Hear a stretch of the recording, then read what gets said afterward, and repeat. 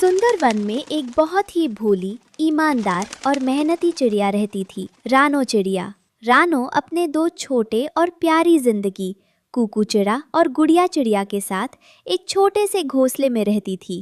रानो दिन रात मेहनत करती, दूसरों के सुख दुख में काम आती, इसलिए पूरा जंगल उससे प्यार करता था।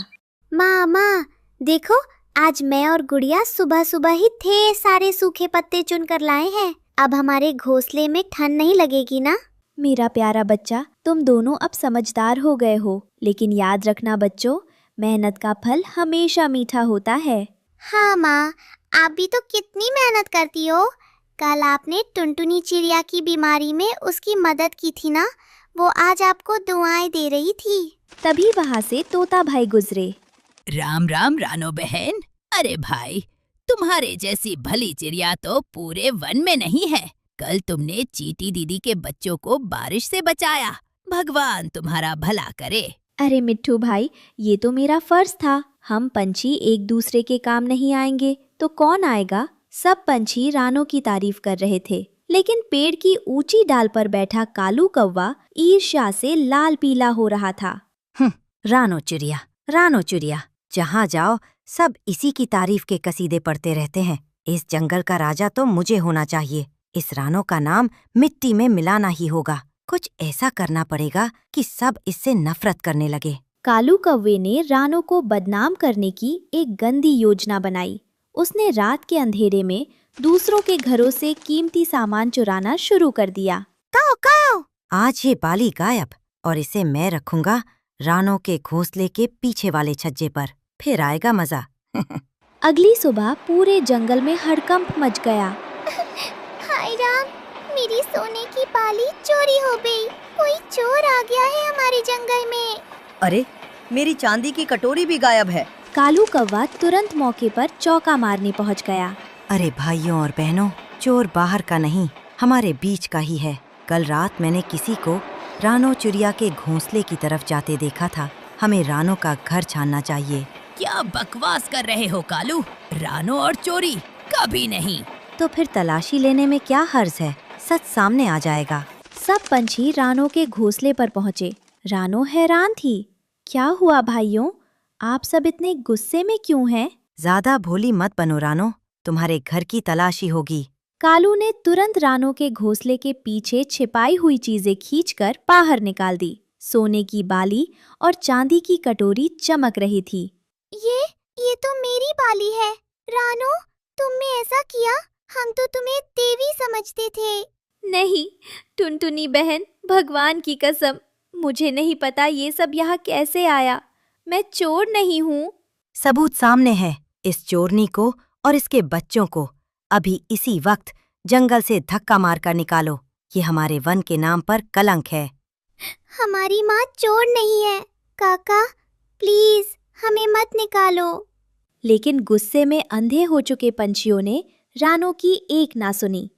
उन्होंने रानो और उसके बच्चों को सुंदरवन से बाहर निकाल दिया। रानो अपने रोते हुए बच्चों को लेकर उड़ती रही। उड़ते उड़ते शाम से रात हो गई और वो एक अनजान घने जंगल में पहुंच गए। अचानक आसमान में काले बादल छा गए और जोर जोर से बिजली कड़कने लगी। माँ, मुझे बहुत डर लग रहा है। बहुत तेज बारिश हो रही है। हम भीग रहे हैं। माँ, मेरी पंख जम रहे हैं। हम कहाँ जाएं? हमारा तो कोई घर भी नहीं है। घबराओ मत मेरे लाल, जब तक तुम्हारी माँ जिंदा है तुम्हें कुछ नहीं होने देगी। मुझे अपने बच्चों के सिर छुपाने के लिए घर बनाना ही होगा। तभी रानो की नज़र नीचे एक विशाल बांस के खेत पर पड़ी। वहाँ लंबे, मजबूत और हरे भरे बांस लहरा रहे थे। रानो नीचे उतरी और एक मोटे बांस को काटने की कोशिश करने लगी ताकि वो ओट बना सके। जैसे ही उसने चोंच मारी, बांस से एक गूंजती हुई लेकिन प्यारी आवाज आई। ठहरो नन्ही चिड़िया, रुक जाओ। तुम इस तूफानी रात में रोते हुए मुझे क्यों काट रही हो? तुम कौन हो? रानो डर गई, पर उसने हिम्मत जुटाई। हे बाज देवता, मुझे क्षमा करे। मैं कोई दुष्ट चिड़िया नहीं हूँ। मुझ पर चोरी का झूठा इल्जाम लगाकर मेरे जंगल से निकाल दिया गया। मेरे बच्चे इस भयानक बारिश और तूफान में भीग रहे हैं। मुझे उनके सिर छुपाने के लिए एक मजबूत छत चाहिए। कृपया मेरी मदद करें। रानो की सच्चाई और ममता देखकर बांस का दिल पिघल गया। रानो, तुम्हारी आंखों के आंसू बता रहे हैं कि तुम बेकसूर हो। तुम्हारी ईमानदारी और हिम्मत की परीक्षा पूरी हुई। हम बास तुम्हारी मदद करेंगे। हम तुम्हें खुद को सौंपते हैं। जाओ, हमसे अपना घर बनाओ। रानो चिड़िया खुश हो गई। उसने पूरी रात बिना थके अपनी जादुई मेहनत और लगन से बासों को आपस में जोड़ना शुरू किया।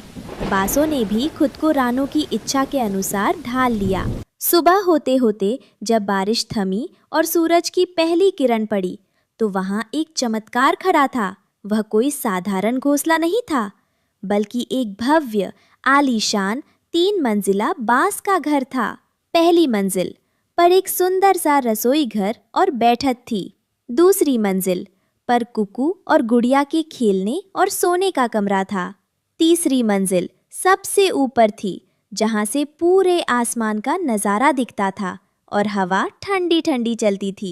वाह माँ, ये क्या है? इतना बड़ा और सुंदर घर।